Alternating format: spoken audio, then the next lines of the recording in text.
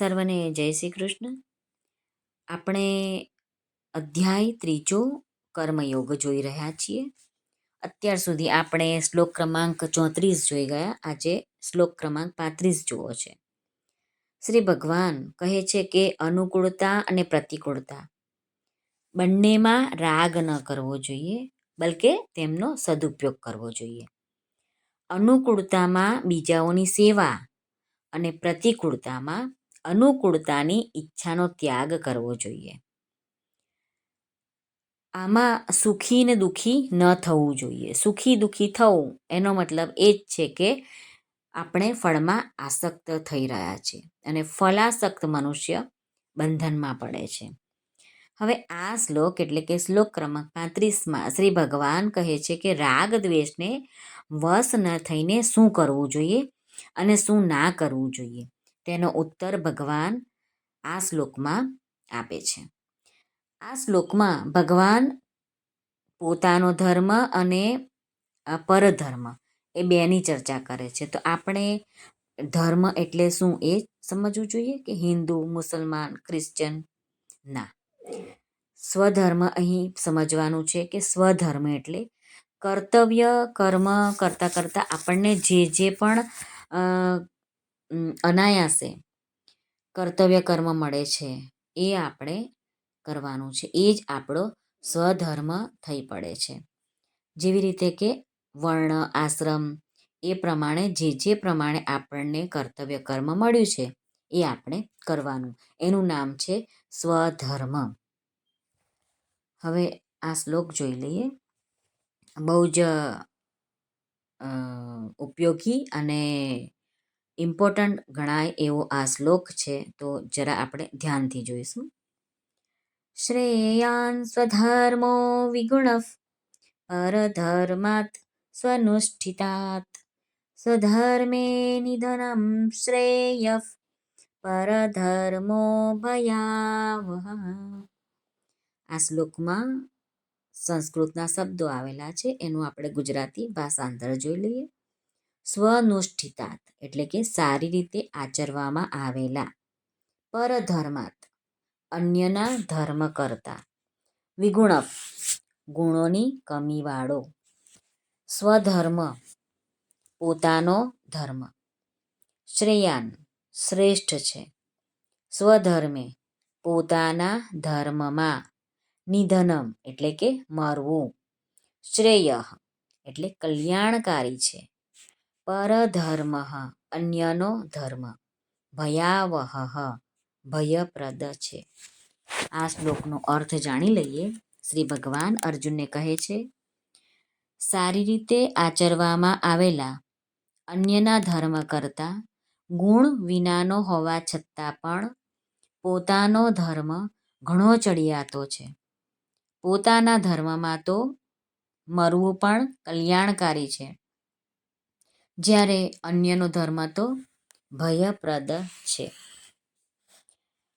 વર્ણ આશ્રમ વગેરેનો ધર્મ બહારથી દેખાવામાં ગુણ સંપન્ન હોય અને તેના પાલનમાં પણ સુગમતા હોય, એટલે કે પાલન કરવામાં મન પણ લાગતું હોય, ધન વૈભવ સુખ સુવિધા માન બડાઈ વગેરે પણ મળતા હોય અને જીવનભર સુખ આરામથી પણ રહી શકાતું હોય, તો પણ તે પરધર્મનું પાલન પોતાને માટે વિહિત ન હોવાથી પરિણામમાં ભય એટલે કે દુઃખને આપવાવાળું જ છે. આથી વિપરીત પોતાના વર્ણ આશ્રમ વગેરેનો ધર્મ બહારથી દેખાવમાં ગુણોની ઉણપવાળો હોય, તેના પાલનમાં પણ કઠિનાઈ પડતી હોય, પાલન કરવામાં મન પણ ન લાગતું હોય, ધન વૈભવ સુખ સુવિધા માન બડાઈ વગેરે પણ ન મળતા હોય અને તેનું પાલન કરવામાં જીવનભર કષ્ટ પણ સહન કરવું પડતું હોય, તો પણ તે સ્વધર્મનું નિષ્કામ ભાવથી પાલન કરવું એ પરિણામમાં કલ્યાણવાળું જ હોય છે. માટે મનુષ્યે કોઈ પણ પરિસ્થિતિમાં પોતાના ધર્મનો ત્યાગ કરવો જોઈએ નહીં. નિષ્કામ મમતા રહિત અને અનાસક્ત થઈને સ્વધર્મનું પાલન જ કરવું જોઈએ. શ્રીમદ્ ભગવદ્ ગીતા અધ્યાય 2 અર્જુન શ્રી ભગવાનને કહે છે કે મારે યુદ્ધ કરવું નથી, ભિક્ષાનું અન્ન ખાઈને પણ હું જીવન નિર્વાહ કરવા માટે શ્રેષ્ઠ સમજું છું. ત્યારે ભગવાન અર્જુનને સમજાવે છે કે ભિક્ષાના અન્નથી જીવન નિર્વાહ કરવાનો ભિક્ષુકને માટે સ્વધર્મ છે, તારા માટે એ પરધર્મ છે, કેમ કે તું ગૃહસ્થ ક્ષત્રિય છે, ભિક્ષુક નથી. પહેલા અધ્યાયમાં પણ જ્યારે અર્જુને કહ્યું કે યુદ્ધ કરવાથી પાપ જ લાગશે, ત્યારે પણ ભગવાને કહ્યું કે ધર્મમય યુદ્ધ ન કરવાથી તું સ્વધર્મ અને કીર્તિને ખોઈને પાપને પ્રાપ્ત થઈશ. પછી ભગવાને બતાવ્યું કે જય પરાજય, લાભ હાનિ અને સુખ દુઃખને સમાન સમજીને યુદ્ધ કરવાથી, એટલે કે રાગ દ્વેષથી રહિત થઈને પોતાના કર્તવ્ય શું છે તો કે સ્વધર્મનું પાલન કરવાથી પાપ લાગતું નથી. ભગવાન અર્જુનને સમજાવે છે કે તું ક્ષત્રિય કુળમાં જન્મ્યો છે, એને લીધે તારે યુદ્ધ કરવું એ તારો સ્વધર્મ થઈ પડે છે. આથી યુદ્ધમાં જય પરાજય, લાભ હાનિ અને સુખ દુઃખને સમાન જોઈને તું યુદ્ધરૂપી કર્તવ્ય કર્મનું પાલન કર. આથી શરીર, ઇન્દ્રિયો, મન, બુદ્ધિ, પદાર્થ વગેરે પોતાના કર્તવ્યનું પાલન કરવાને માટે જ હોય છે. અહીં સ્વધર્મનો અર્થ આપણે એમ સમજવો જોઈએ કે વર્ણ, આશ્રમ વગેરે અનુસાર પોતપોતાના કર્તવ્યનું નિસ્વાર્થ ભાવે પાલન કરવું, એને જ અહીં સ્વધર્મ કહ્યો છે. બ્રાહ્મણના કર્તવ્ય છે શમ, દમ, તપ, ક્ષમા. એની ઉપેક્ષા એ ક્ષત્રિયના કર્તવ્ય ધર્મ છે યુદ્ધ કરવું,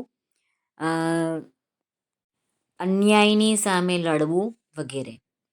અહિંસા વગેરે ગુણોની ઉણપ અહીં દેખાય છે ક્ષત્રિય ધર્મમાં. એટલા માટે વિગુણફ એમ પદ વાપરવાનો ભગવાનનું અહીં હેતુ છે કે બીજાઓના કર્તવ્ય કરતાં પોતાના કર્તવ્યમાં ગુણોની ઉણપ હોવા છતાં પણ પોતાનું કર્તવ્ય જ કલ્યાણ કરવાવાળું છે. આથી કોઈ પણ અવસ્થામાં પોતાના કર્તવ્યનો ત્યાગ કરવો જોઈએ નહીં. શાસ્ત્રમાં જણાવ્યું છે કે જે ધર્મની રક્ષા કરે છે તેની રક્ષા ધર્મ કરે છે. ધર્મો રક્ષતિ રક્ષિતઃ. આથી જે ધર્મનું પાલન કરે છે તેના કલ્યાણનો ભાર ધર્મ ઉપર અને ધર્મના ઉપદેશક ભગવાન, વેદો, શાસ્ત્રો, ઋષિઓ, મુનિઓ વગેરે ઉપર જ હોય છે તથા તેમની જ શક્તિથી તેમનું કલ્યાણ થાય છે. જેવી રીતે આપણા શાસ્ત્રોમાં આવ્યું છે કે પતિવ્રત ધર્મનું પાલન કરવાથી સ્ત્રીનું કલ્યાણ થઈ જાય છે, તો ત્યાં પતિવ્રત ધર્મની આજ્ઞા આપવાવાળા ભગવાન, વેદ, શાસ્ત્ર વગેરેની શક્તિથી જ કલ્યાણ થાય છે. પુરાણો અને ઇતિહાસો વડે પણ સિદ્ધ થાય છે કે પોતાના ધર્મનું પાલન કરવાવાળાનું કલ્યાણ થાય છે. રાજા હરિશ્ચંદ્ર પોતાના સત્ય ધર્મથી વિચલિત ન થયા, આથી તેના પ્રભાવથી તે સમસ્ત પ્રજાને સાથે લઈને પરધામ સીધાવ્યા હતા. કલ્યાણનું વાસ્તવિક સ્વરૂપ પરમ શાંતિ છે. આથી પોતાના અનુભવથી પણ સિદ્ધ થાય છે કે અકર્તવ્યનો સર્વથા ત્યાગ કરીને કર્તવ્યનું પાલન કરવાથી કલ્યાણ થાય છે. સાધક સંજીવનીમાં શ્રી રામસુખદાસજી આ શ્લોકમાં વિવરણ કરતાં ઘણું બધું સમજાવે છે, ઘણું બધું એમણે સમજાવવાનો પ્રયત્ન કર્યો છે. આપણે બધું તો નથી જણાવી શકતા, બસ મેઇન મુદ્દાઓ લઈને આપની સમક્ષ રજૂ કર્યા છે.